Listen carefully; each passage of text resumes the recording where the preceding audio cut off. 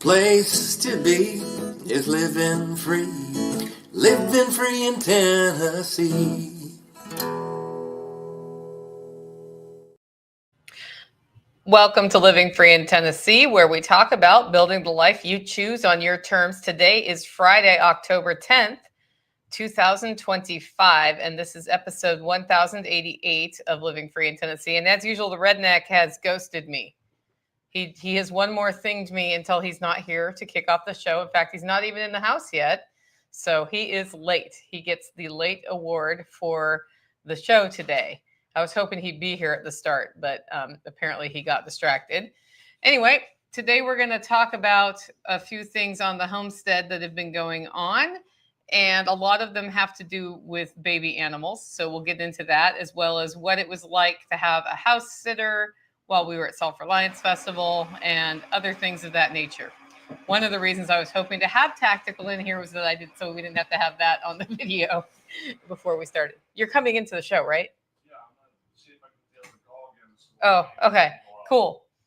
Thumbs up. Okay, so that's what we're going to talk about today. Before I do that, I want to talk about our featured event of today's show, which is the October 19th chainsaw demonstration. It's not just a chainsaw, it's actually the chainsaw milling demonstration we're doing here at the Holler Hub. It's free potluck and demonstration. It starts at 1 p.m. And if you want to come to that, you get to go to livingfreeintennessee.com, scroll down the page and fill out the RSVP form. We've had a few people RSVP. That helps me know how many are coming. And the thing about these demos, guys, is if no one RSVPs, we don't do the events. So if you don't RSVP, showing up figuring there's an event happening, that's probably not a good move, because if nobody RSVPs, I go do something else that day. That's what we're doing with the homestead meetups. So behooves you to go to livingfreeintennessee.com and fill out the form if you are going to attend the potluck and demonstration on October 19th. I also want to thank two sponsors for today's show. You know who the first one is? Oh, Is your mic on? should be. Guess who the first one is? Oh, you? Not me. Holler Roast. You. Tactical, tell us why people should order their freshly roasted coffee at hollerroast.com. Because it's actually fresh. Okay, any other reason? There's lots of reasons. What are they? I mean, it's low acid, so you can drink excessive quantities of it. Okay, can you talk in a more projecty voice? The mic is literally like right here. Yeah, but you have beard hair in the way, so it actually inhibits it. Seriously? Yeah. You want me to braid it so you can be heard in your mic? No. I wonder how much money we would have to raise for the Holler Hub project for you to be willing to let somebody braid your beard. Have to be a decent amount. How much? I don't know. Anyway, Holler Roast coffee is roasted to order and shipped to your door. And we source mostly single origin, but I do some blends from the best tasting farms I can find. Most of it is organic, but not all of it is organic of origin from a certification standpoint. But we do our best to keep the beans either organic or organic growing practices. Of course, my manufacturing is not certified organic because why? Because the inspections it would take for me to do that are not worth the squeeze. The juice isn't worth the squeeze on that one. So I just take organic beans and roast them. And when I roast them, they magically become not organic anymore. Anyway, that's at hollerroast.com if you want to do that. Our second sponsor of today's show, John Pugliano in the Wealth Studying podcast. I just saw John at Self-Reliance Festival. It was really good to see him. We got zero time to catch up. I'm not surprised. I'm sure I'll have time to catch up with him at Jack's fall workshop. But every time I sat down to talk with anybody, I got about 3/4 of the way into the discussion before something interrupted. So that's pretty typical of the Self-Reliance Festival, except for my secret nighttime meetings. Yeah. The secret nighttime meeting happened like a conversation all the way through. That was pretty cool. Yeah. Anyway, John has a podcast called the Wealth Studying Podcast where he talks about how he manages his money. It's a really cool show. Check it out, investablewealth.com, and then click on podcast. With that, it's time for our first segment of today's show. Squeak hasn't been squeaking. you had to say it. Squeak has been due to squeak any time now for an hour. So now we're wondering what's up with Squeak. I can go make Squeak squeak. Mom says don't make Squeak squeak. I'll pull him out and put him right here. I mean, he's going to end up there on the show at some point because there's no way we get all the way through the show and he doesn't squeak, assuming he's still with us. I don't think he's gonna make it. Huh? I think he's gonna make it. I think he's going to make it too. So I came home from Self-Reliance Festival, and Nighthawk has had a stray cat hanging out, and she was a calico, so I knew it was a she. And I was like, so when are you having kittens? I asked him that a few weeks ago. He's like, kittens? And I'm like, well, I mean, a female cat, stray, probably going to have kittens, right? Well, might have seen Dad this morning too. Yeah, Dad's around. Gray. Almost solid dark gray. Yep. Up towards the end of the road. Yep. So apparently kittens were born sometime when none of us know when they were born. But they started making noise on Saturday of Self-Reliance Festival because the house sitter said, I'm hearing kittens. And then when Nighthawk got home, he went looking for kittens, found kittens, and Mom was nowhere nearby. So he kind of didn't go hands-on because she's super skittery. And then he checked them before work on Monday, and they seemed cold to him, which is not a good sign with kittens. So he put them in a box with a towel and asked me to look at them when I got back. And I'm like, there's no way these kittens have been kept alive that long without Mom taking care of them. Well, what I think happened is she started taking care of them, and then for whatever reason, she stopped. So when I got home, there were 3 kittens, and one of them I didn't think was going to make it, and 2 of them had a chance. And so I went straight to the veterinarian with 3 kittens. And we got milk replacer, and the vet says they were about a week old. I think they might actually be a little older based on the behaviors this one is displaying, but certainly not large from a kitten standpoint. Like, this is a tiny kitten. So unfortunately, 2 of the 3 passed, but one of them, Squeak, we're calling it Squeak, but that's not its name, but it squeaks a lot, has not passed and has been primarily Mama Sauce's companion in feeding, although several of us have fed it. The first night, Mom and I were feeding it together because it was so dehydrated that it wouldn't even suck the bottle. So we had to use a dropper thing. And well, it wasn't a dropper.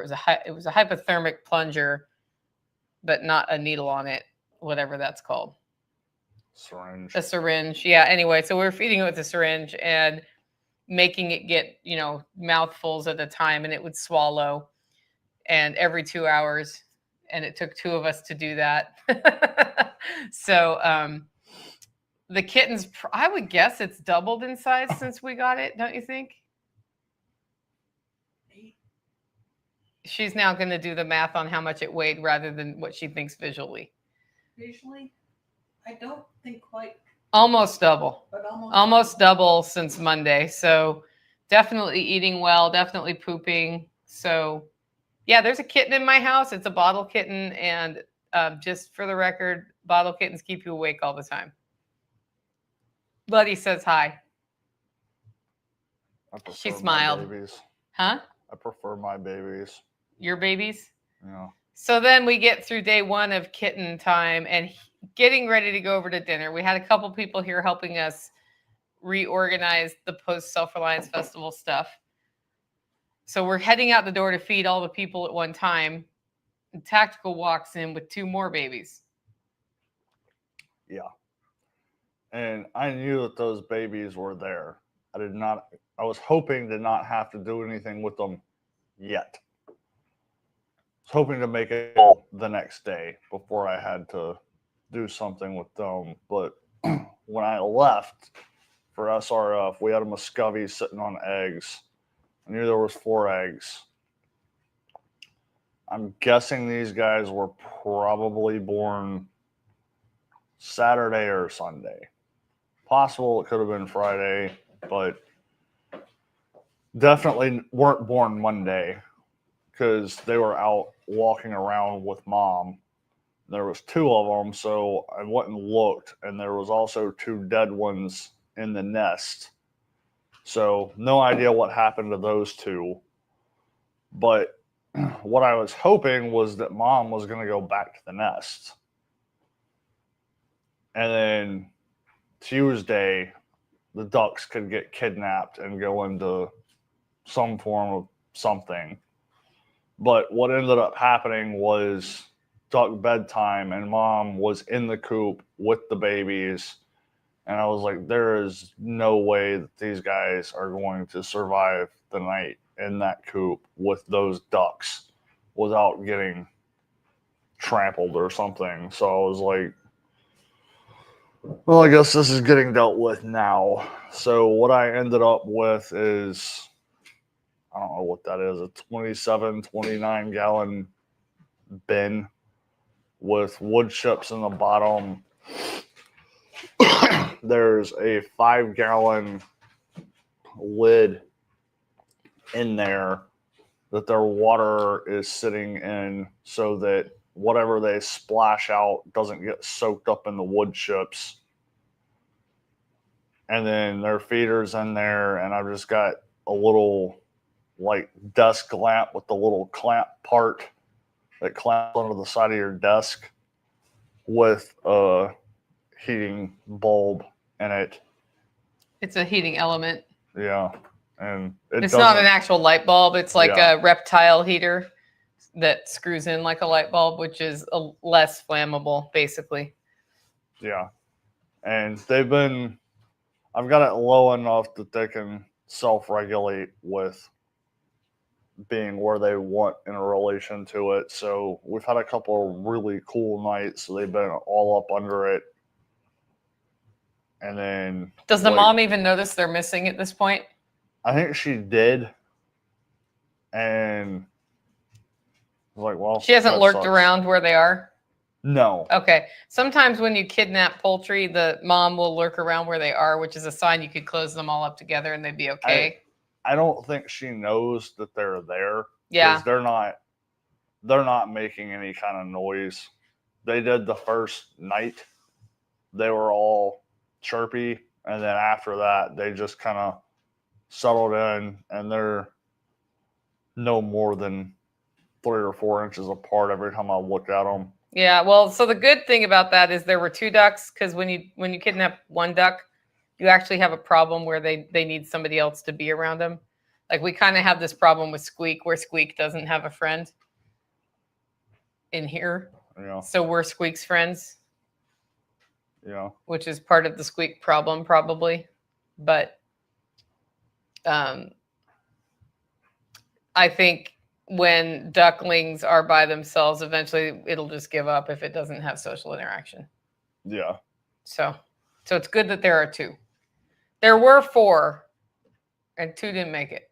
Yeah, I have no idea what happened. And that was probably just like they were born, and who knows what happened. Mom squished them, or they weren't viable, or Mom walked off and they got cold, or who knows. What I've noticed with the Muscovies here is Mom walks off and then comes back. Yeah. And that's just part of it. You do not need to go outside. You were just outside. So the little one, on the other hand, if I didn't let her out, she was going to die. Yeah, well, she really wanted out, but Chestnut was out, so I didn't let her out. And I figured you'd see that, or I'd do it after you came back in. So, well, now I'm curious about Squeak, because Squeak has not been squeaking for a long time. Tactical's going to go check Squeak, which will cause Squeak to squeak. So how are the bunnies? Have they given birth to anything that you've seen? No, one of them is hanging out in the nesting box. But she hasn't started pulling fur. Yeah. So I don't know if that means that she's cold, prepping, or.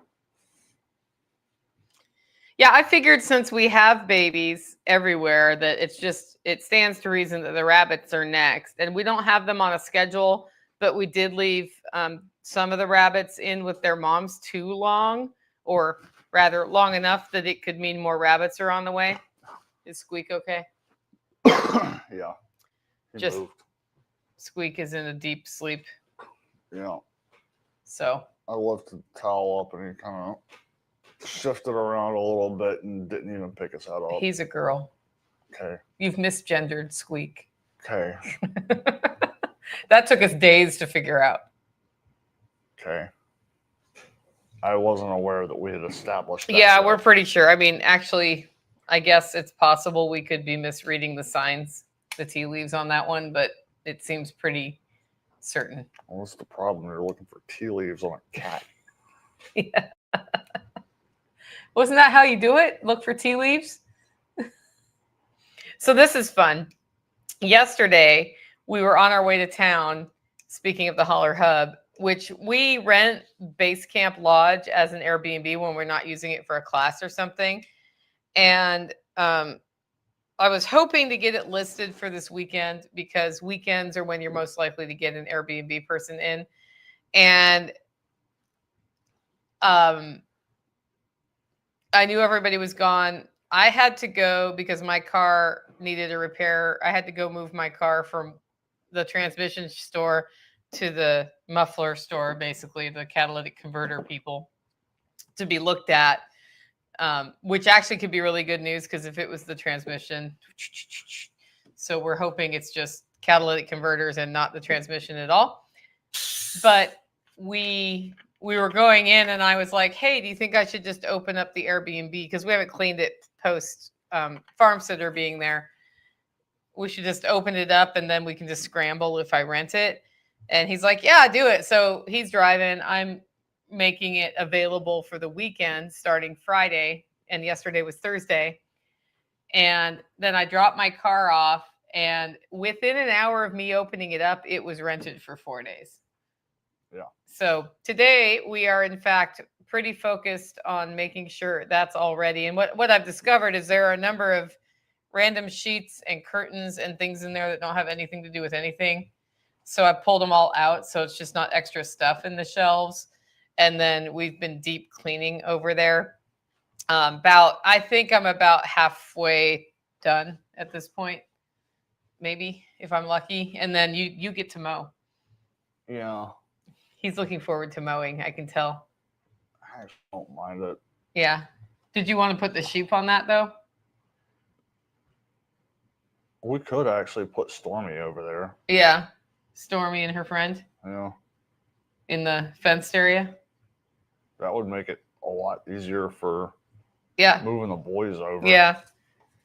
Well, and if we do that, we don't want to mow, but we definitely want to mow the front yard. Yeah. So they can easily walk in and out. That actually wouldn't be a bad transition for them. Yeah. Because they'd be in hard fence. Yeah. With more food than where I was planning on. Yeah, let's do that. So anyway, the Airbnb people get animals, and it does say on the listing that sometimes animals are there. Yeah. And she did say she's looking forward to meeting the animals. So boy, is she going to meet them. Yeah. I will fence off the back deck though, because yeah. Well, they have young ones, so they need to know that an electric fence hurts. It won't have electric. Okay. Oh, it'll just be there. Okay, good. That makes sense. See, it's a good thing we had a show today so we could work out what we were doing. Well, that's also the other thing I got distracted with right before was genius idea of a spot to run them that I wouldn't run the rams through. And we give them access to a little bit more food. Yeah. But that's also going to take me a minute to set up. So yeah, we don't need you taking minutes to set up because we need you helping get base camp ready. Yeah. There's a tall person job on the outside of the building that I've been asking for a long time that actually has to be done today. Okay. Taking the broom and getting the spider webs out of the outside of the windows on the roadside. Why does that have to get done today? Because it does not look clean from inside with spider webs all over the windows and you can see them. And I don't like bad Airbnb ratings for cleanliness. See, which is why I've been asking for that for a month. Our definition of has to get done is very different. Well, okay. So my ability to rent this as an Airbnb hinges on when people come in, they're happy, which usually hinges on is it actually clean, which may mean everybody thinks I'm way too obsessive about how clean it is, but I'm not. Okay. People finding hair in the bathroom or dead bugs inside, they get upset. See, that's on a scale for a dude, that's high priority. Have to is something's gonna die. Okay. So, yeah. You look pleased with yourself. If you would like to agree on a shared scale, we can come up with a shared scale. I'm just saying, like, the complaints about, like, how stuff doesn't get prioritized on my scale of priorities, it's like, that's why. Well, then let's solve it. How do we solve that? Because it needs to happen before they get here today. So there is a deadline, there is an urgency. There's also a laundry list of those types of things that you want. There's not enough time that that's going to happen before. Over there? Yeah, Okay. How long's mowing going to take? I don't know. How long does mowing usually take? It depends on what I actually mow. If you mow the front yard, how long is it going to take? I don't know. An hour? What guess? 20 minutes. Okay. How long are the spider webs going to take? I don't know. 20 minutes. They're going to Okay. take 20 minutes. That's 40 minutes. What else do you have? Metal roofing. Out from under the Leaves carport? to get blown. I mean, Picnic tables to get moved. yeah. More trash. Okay. All of I that don't even cumulative is about an hour and a half. You JS. say that. I know. He doesn't believe me. I don't. Like, maybe the stuff I just listed only takes an hour and a half, but the accumulative of everything over there that needs to get done is not an hour and a half. And we might have 3 hours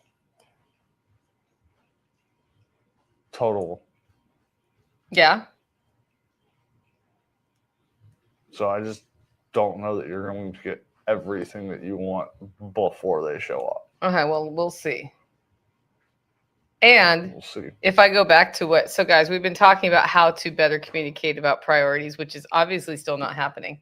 So if we're going to communicate about priorities on that, then we should have a list and have a discussion about what order of priority is.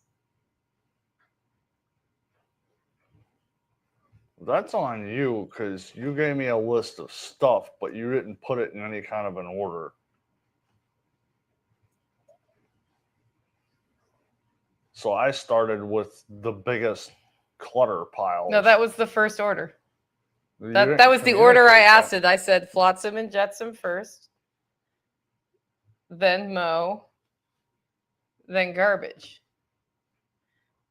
That's the conversation we had this morning. That was As if I already know in what list. you mean by flotsam and jetsam. And then we had a conversation about what flotsam and jetsam is.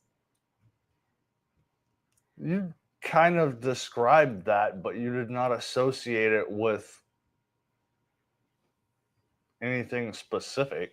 I said the clutter, Okay. including the construction degrees, and I also listed the roofing, like all the things you just listed. Okay. Do you not remember that? They're like laughing their butts off right now. Probably. So just so everybody knows, this happens when anybody works together, apparently. Okay.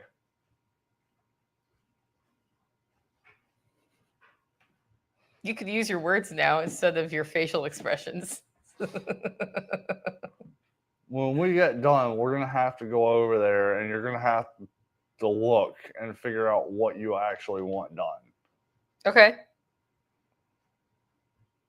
Because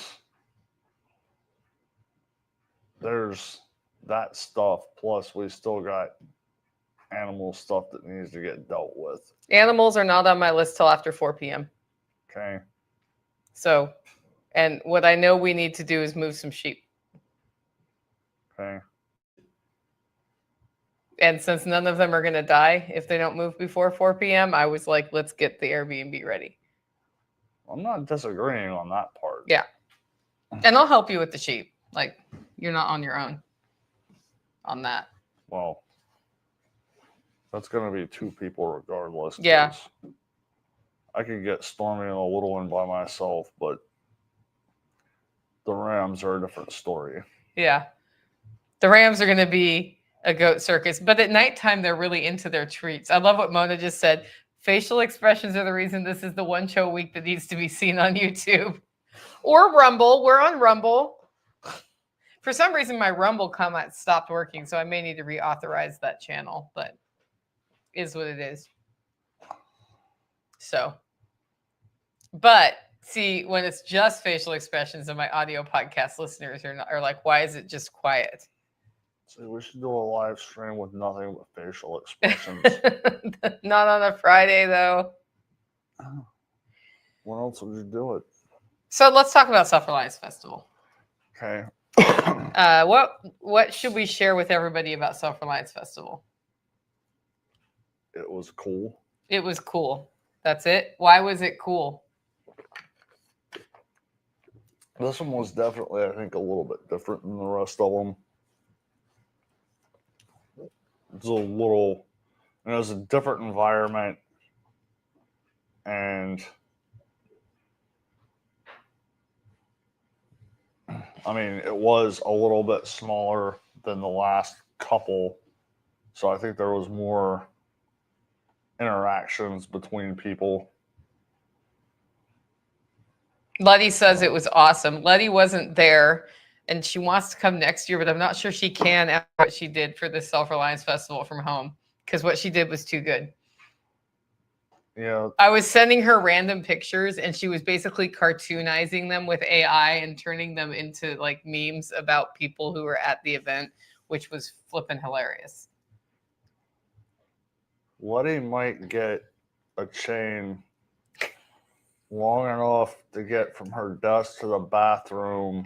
Now. Tacked into the concrete slab. That's not freedom, baby. Just for SOE or for SRF. Yeah. So the vibe was different at the marina for sure. And I think part of it was that people who have traditionally come to SOE have stayed in Airbnbs or whatever have been like just dispersed at night. Yeah. Everybody who could was in a cabin there. All of the cabins were rented for Self-Reliance Festival. People were in RV spots there for Self-Reliance Festival.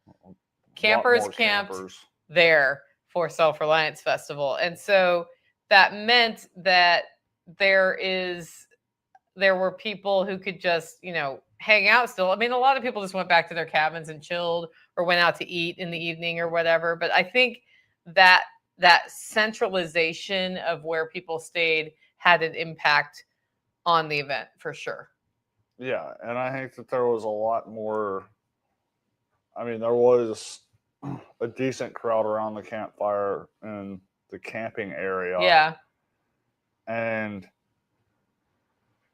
there was also like people that had RVs had individual little groups, and I saw people filtering in and out of all of it. So I think there was a lot more of that this time around, which is more of what you see at the workshop. Yeah. Than I've seen at SRF.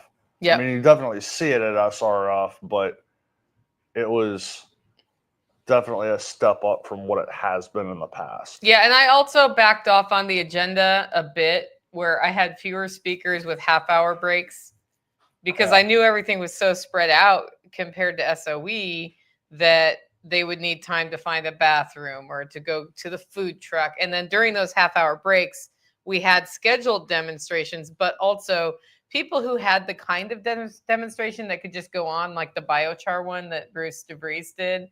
I was like, you can make biochar the whole time. I put it on the agenda at a specific time to send people over so that you get more than one person, because when you have multiple questions about something, people learn. So that worked pretty well, I think.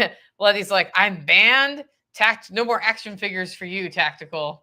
But no, Letty, you're not actually banned. But it was super helpful to have somebody not at the event as support, which means if you want to come next year, we have to find a Letty replacement for that, because if you want to come, I assume you want to attend. And I assume you will also have your children with you who will want your attention. So there's that. That's why we should just chain her to the desk. No, I mean, I'm not going to chain her to the decks, Mr. Military Force dude. So. Fine. We'll put a desk for her in the tent and chain her to that. Yeah.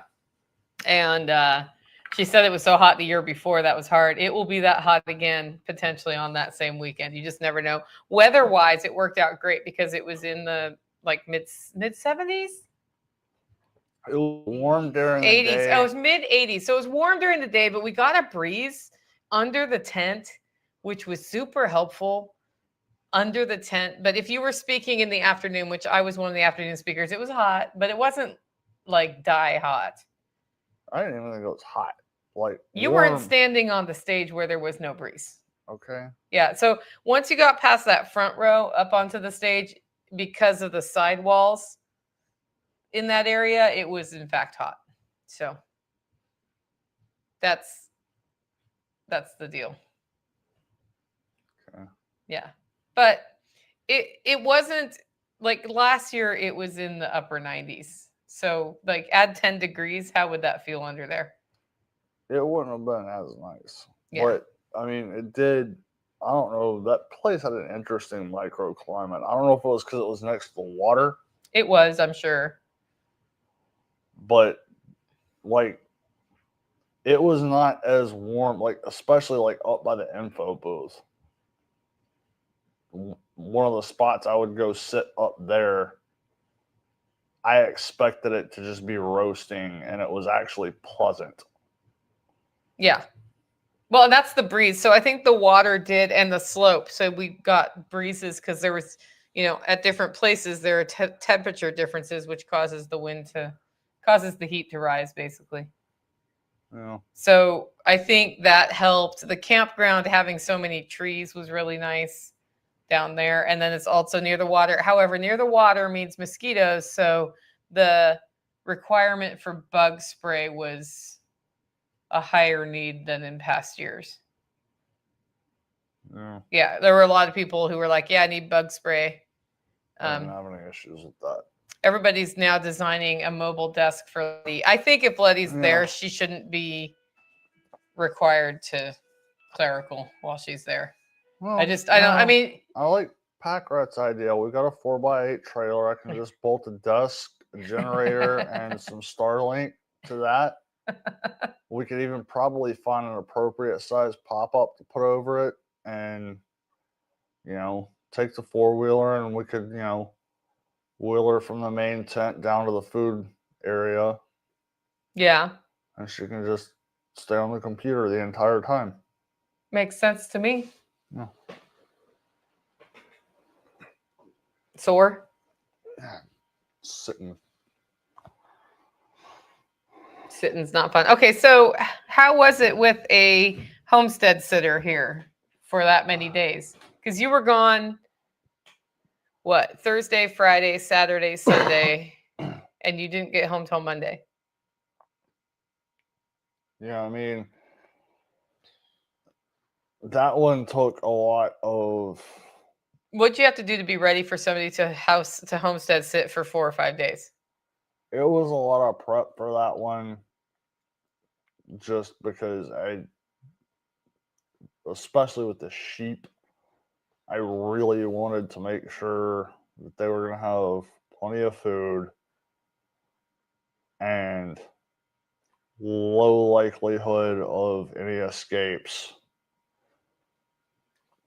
so forth and so on. So it took a good amount of prep, plus coming off of moving the boys off of base camp. That took, for an initial hack through on that took a decent amount of work to get the paddocks over there set up, which meant that I wasn't doing like anything to prep the girls' paddocks.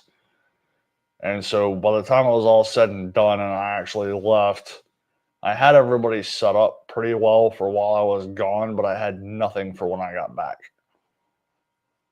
So that was still scrambling a little bit from that, especially seeing how as soon as we got back, we had 2 flocks of sheep that had to get separated and segregated. Yeah. So, and how did the farm sitter do? As far as I can tell, everything went fine. Yep. I haven't heard of anything. I haven't found anything. No, this is someone who helps other homesteaders. Yeah.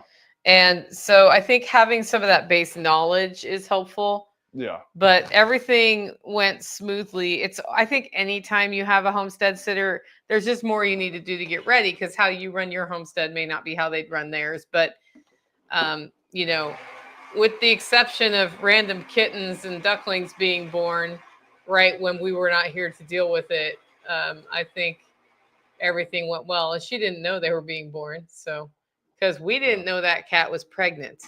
Now, what we tried to do Monday was trap the cat in a live trap by putting tuna fish in there. And the hope was we could just lock her up with the kittens, but that didn't happen until yesterday. She finally decided she wanted tuna fish. And this in the evening, Nighthawk's like, well, guess who I just caught in a live trap? Well, at this point, I'm sure she's dried off. So Mom is actually getting spayed right now. Yeah. Because, not you. Mama Sauce just looked at me funny.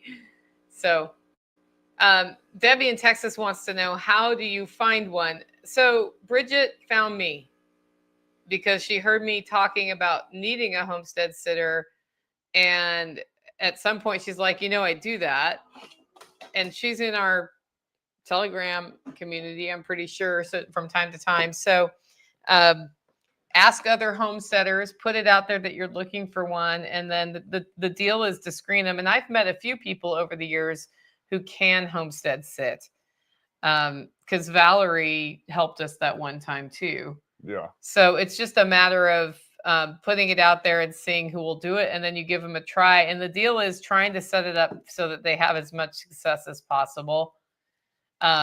What we've done every time we have a homestead sitter is they come out at least a day early to go through the routine with him, because we have a routine, but seasonally the routine changes. And then if we have like a kitten involved, then you have a kitten in the routine, for example.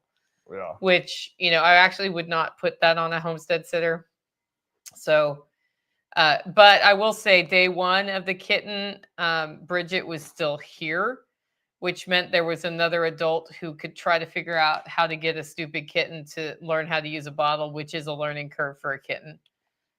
So it's a learning curve for a sheep too, but it's a lot easier to get sheep over that hump, I think.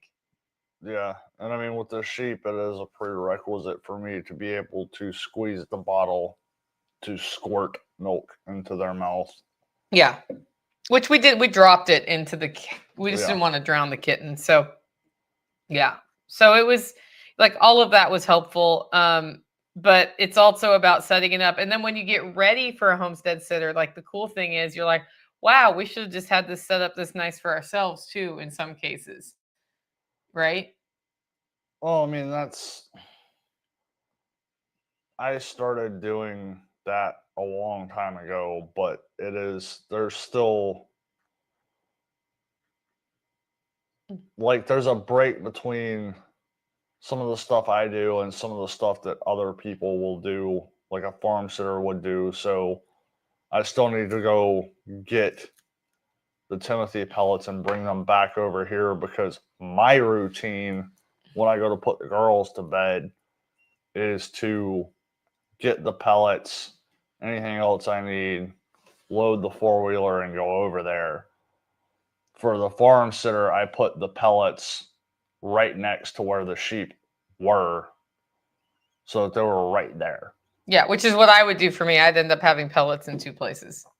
Yeah, and the reason that I don't have pellets in 2 places for the sheep is because the distance that the sheep move, and I don't want to have to move the pellets every week. The rest of the animals here, their feed is in a trash can adjacent to the path that you're taking to get to the animals. Yep. So that's one thing that I do differently, and also one thing, having the trash can with duck feed next to the door to the duck coop is something that just like did that for a number of reasons, but farm sitters being part of that. Yeah. It makes it a lot easier when the stuff's right there. We still need to source more hay so winter is coming. That's my next topic. We still need to source more hay for the sheep. Who has some? Who? Gary. He was out there bailing it when I went to SRF. Well, text him. Okay. Yeah. How many more bales you want? I don't know. Okay. Probably need to get a count of what's up there. Yeah. We sent 2 off with the ram who moved out and didn't go to the butcher. Oh, that's the other thing. So we get back Monday, and I thought our butchering appointment was Friday for some reason. I don't know why. And while I was at SRF, I got this reminder that on Wednesday it was time for me to bring the sheep in to the butcher, which means I got home Monday and we had to separate everybody who was going to the butcher from the boys, everybody who was going to the butcher from the girls, get them so we could load them on the trailer. And that was a sheep circus on Wednesday morning. Yeah. Luckily, we have until noon to get him there, but he was out there starting at 7 a.m. on Wednesday to get ready. And we had already separated the boys that were going from the boys that weren't going, and the girls that were going from the girls that weren't going. So I think in your head, you thought that would go a lot easier for loading than it did. Yeah, the boys were the problem. There was the obligatory run around the yard with sheep that got out. I was actually kind of impressed that they all managed to jump that fence. Yeah. I mean, it was not 4 foot. It's like they knew where they were going and didn't want in that trailer. What's nice is when we can have them there for a while and feed them in the trailer a day or two, so it's like just part of their paddock. But there was no way to do that on our timeline. Once we brought Rammy over next to the trailer, everybody went straight into the trailer. Yeah. Which is what I was hoping was going to happen the first time. But I think they wanted to go back with Dad. Yeah. And not go away from Dad towards the trailer.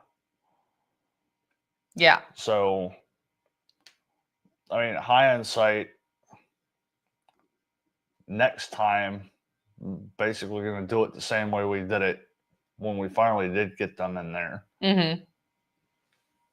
And then the girls, I wish I could have backed the trailer up to the barn. Yeah, that would have been better. But even, I think 2 of them put up a good little run. Yeah, that last one was like not, and that's typical. So we had 5 to take out of the barn. There were 6 in the barn. So there was an extra one in the barn who we knew we didn't want her to go yet. And so he was catching them, putting them on a leash, bringing them out, tossing them in the trailer, basically. And, well, not tossing them because then that would make them distressed, and that's not great. But it stands to reason that the last one from the barn is the one who runs away the best. And so you got like the biggest, baddest fight out of that one, which almost took 2 of us. Like it did take 2 of us at one point. I don't remember which one, but one of them I went to actually pick her up and she kicked and I went over backwards. I had a hold of her, so I ended up on my back That was the last one. with it. Was that the Yeah. last one? Oh yeah. Because I ended came up- over and grabbed a foot. Yeah, I still had a hold of her, but the problem was You were on your back. I was on my back and she was on my chest. So I couldn't get up Yeah. unless I let her go, and I wasn't going to let her go. No. Yeah, that was the last one. She Yeah. cleverly engineered a throw you on your butt situation. And then I went to the butcher, and I do all of the cut sheets at that time from people who've bought a whole or a half animal. And we are sold out of sheep, by the way. Like there's nothing left. But I, because of Self-Reliance Festival, had not sent the email. I think a week earlier would have been better for people. So I had 4 of the cut sheets only when I got there. And I said, well, here are all the names. And, they have the sheet to be filled out at the butcher. And then I walked them through the ones we had. And then I was like, worst case scenario, I'll just call everybody tonight if they haven't filled it out by then. But we had all the cut sheets by the end of the day. And I called in the next day, and the lady at the custom butcher, she was like, I love you. Because apparently most people don't get their cut sheets in that situation. I'm like, oh no, usually I have them in advance. I just didn't give enough. I wanted to have an online form people could fill out rather than mailing them the PDF. So this is me letting the perfect be the enemy of the good. But like last year I had them fill out a PDF. And it just took time to get the form. So that's what I did while you were loading up the trailer. I was making that form. Well, the day before. Yeah, it was the day before I did the form because I sent anyway. So that all worked out really well. And it's, I actually was afraid we wouldn't sell out of sheep this year. Like we sold some early and then there was nothing. And then the last month, it's just been like lamb. So, yeah. So they're all gone. So speaking of babies and spring being in the air and all the babies being born like it's April right now, kitten wise and duck wise, spring is about to be in the air for Rammy too. So the next thing that's happening, which is what we're going to do after the Airbnb is ready for the people to come in, is we're going to move 2 females who we don't want to get pregnant right now out. And apparently we're putting them at base camp. Apparently. Yeah, if you think that's a good idea. Yeah, I think it is. And then we're going to move the boys over with the girls because we have 2 boys left. One is tiny and needs to grow more, just young. And the other one is Rammy, who's supposed to do what he needs to do. But we can't have tiny boy with the 2 girls we don't want to get pregnant.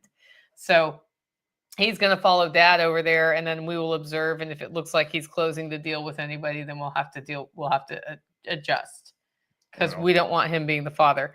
But I don't think that's going to happen with a full ram there. And we may turn him into a wether long term. So that's sort of on the TBD list right now. So that's happening. And then on that timeline, assuming everything goes well, then we have births starting March through April. That becomes, was the goal last year, not Christmas through April, which is what we got. With the St. Croix, you can get them pregnant twice a year. Like I could have gotten them pregnant and be having a birthing season in September, October, and then again getting them pregnant and having it in April, May. But I preferred to give them time to recover from the birth and the nursing and the raising of the kids. And the girls look like they're in pretty good condition over there right now. Yeah. So, and that's what I wanted going in, was that they like when they're nursing, they lose a bunch of weight. The only one who looks a little too skinny is Bruni, but she always looks a little too skinny.